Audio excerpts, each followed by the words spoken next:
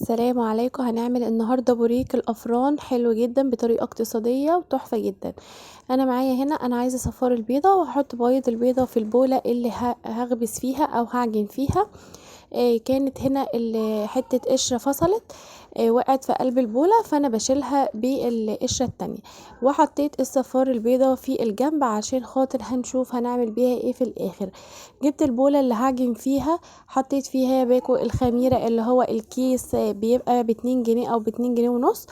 المهم وحطيت ربع معلقه من الملح، وحطيت معلقه كبيره من السكر الحبيبات عادي خالص. ومعايا هنا 3 معالق من الصلصه الجاهزه، اي نوع صلصه بتفضليه، المهم ان هو يدي معانا لون، بتدي طعم كمان حلو جدا جدا. معلقه كبيره من الحليب البودر او اللبن البودر. ومعايا هنا نص كوبايه لبن بلدي او جاهز، مفيش اي مشكله معاكي، المتوفر اعجني بيه. انا ما خدتش هنا غير نص كوبايه واحده بس.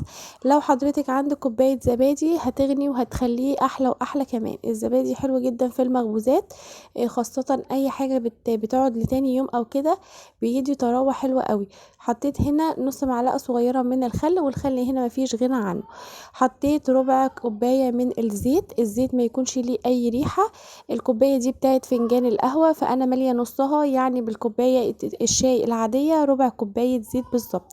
انا هسيب لكم المقادير في صندوق الوصف علشان لو حابه ترجعي لها تاني. وحطيت هنا ربع معلقه من البيكنج باودر، كان عندي الكيك شيف فحطيت ربع معلقه. ابتدى الخليط يعني يعمل فوران مع بعضه كده بالشكل دوت. هنا اللون معايا مغمق، الاضاءه ما كانتش موضحه كويس، بس هي اللون معايا هنا مغمق. ومعايا هنا بقى كيلو من الدقيق، انا جايباه من اللي هو السايب، متعدد الاستخدامات. المصفى كل شويه كانت تقع مني وبهدلتني، فانا هنخله كويس. اهم حاجه النخل على فكره، غير ان هو عشان اي شوائب او اي حاجه من ديت، فالنخل بيدخل كميه هواء كويسه بتخلي المخبوزات او الكيكات عامه بتبقى حلوه قوي. انا هبدا الم هنا العجين معايا لحد ما يلم معايا. هو مش هيلم طبعا، هو هيعوز ميه. انا هستخدم هنا ميه عاديه خالص من الحنفيه. ببتدي احط كده لحد ما العجينه تلم معايا. هتشوفوا معايا شكلها عامل ازاي. لو لسه ما ضغطتيش اللايك يا ريت ما تنسينيش بيه، وتجبري بخاطري بكلمه حلوه كده، او دعوه حلوه. بصوا هنا لمت معايا العجينه، بقت معايا بالشكل دوت. انا هحطها هنا على الرخامه، وهبدأ أعجن فيها كويس جدا. هو المقطع للأسف اتحذف، أنا حطيت معلقة سمنة عشان للأمانة، علشان خاطر تطري معايا العجينة دي اختيارية، بس بصراحة خلت العجينة ملمسة زي ما انتوا شايفين حلوة جدا. أنا كنت مفكرة الكاميرا فاتحة، بس والله ما أخدت بالي إن الكاميرا ما كانتش مفتوحة. فالمهم حطيت هنا معلقه واحده بس سمنه، حابه تحطيها سمنه بلدي، حابه تحطيها سمنه نباتي، المهم تحطي معلقه سمنه، بتدي نتيجه حلوه جدا. وبعجنها لحد ما تبقى معايا العجينه بالشكل ده، مش ملزقه، العجينه ماسكه نفسها بس في نفس الوقت طريه. سبتها لحد ما خبرت معايا، ارتاحت لمده نص ساعه على حسب طبعا درجه حراره المطبخ عندك. غطيتها بستريتش راب، وبعدين بعديها لقيتها ما شاء الله اتملت كده. هقطعها لقطع صغيرة، سرات صغيرة كده. بس هنا السرة كانت كبيرة، فانا هبتدي اقطعها معاكم بعد ما كمان عبال ما هقطع كل العجين اللي عندي هتكون معايا ما شاء الله العجينة كمان بقبقت وعليت اكتر. الخميرة انا متأكدة من جودتها، علشان كده انا ما خمرتهاش لوحدها.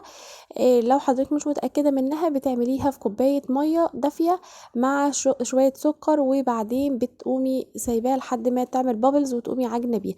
هنا معايا جبنة حادقة من اللي هي الضاني ديت. بصوا انا عملتها، انا لقيت عبال ما هتخمر هتبقى كبيرة قوي، هتبقى رغيف فينو. فانا صغرت الكورة هنا الاتنين وعملتها بالشكل دوت. بفردها كده بالطول، وبحط الجبنة وبقفل وعليها كويس جدا، وبقوم قلبها بالشكل ده. لو تلاحظي انا عاملاها ازاي، انا بقطع وبقوم حطاها على وشها عشان اخلي الوش بتاع العجينة اللي خبرت هو اللي عندي الظاهر، زي ما انتوا شايفين بالشكل ده. هي الاضاءة انا حبيت ان انا اقللها عشان تشوفوا درجة اللون، كانت درجة اللون حلوة قوي، وكانت طعمها بصراحة في منتهى الجمال والروعة.